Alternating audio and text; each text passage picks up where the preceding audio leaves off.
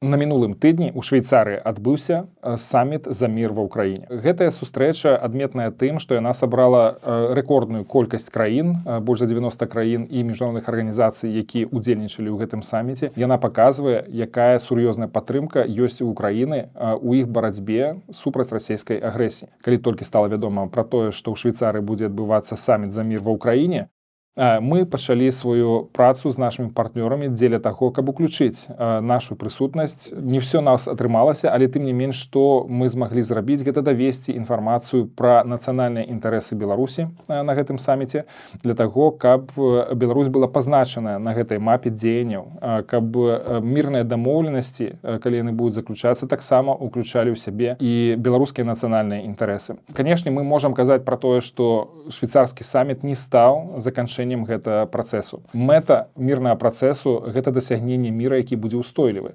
Гэта не толькі, каб спыніць ваенныя дзеянні на лініі фронта. Гэта для таго, каб Украіна змагла аднавіць сваю тэрытарыяльную цэласнасць, каб яна змагла аднавіць кантроль за тымі тэрыторыямі, якія на сённяшні дзень акупаваныя Расіяй. Для нас, для беларускіх дэмакратычных сіл, абсалютным прыярытэтам з'яўляецца тое, каб дамагчыся ўключэння беларускага пытання ў парадак дня менавіта гэта мірнага працэса. Бо немагчыма сабе ўявіць, каб устойлівы мір ва ўкраіне быў магчымы, пакуль расійскія войскі захоўваюцца на тэрыторыі Беларусі. Немагчыма таксама сабе ўявіць, што рэжым Лукашэнкі будзе сяброўскім у дачыненні да Украіны. Мы разумеем, што рэжым Лукашэнкі ўжо перайшоў чырвоную рысу, яны ўжо сталі суагрэсарам, яны ўжо сталі памагатымі Расіі, і на сённяшні дзень рэжым Лукашэнкі працягвае актыўна садзейнічаць агрэсіі Расійскай Федэрацыі супраць Украіны.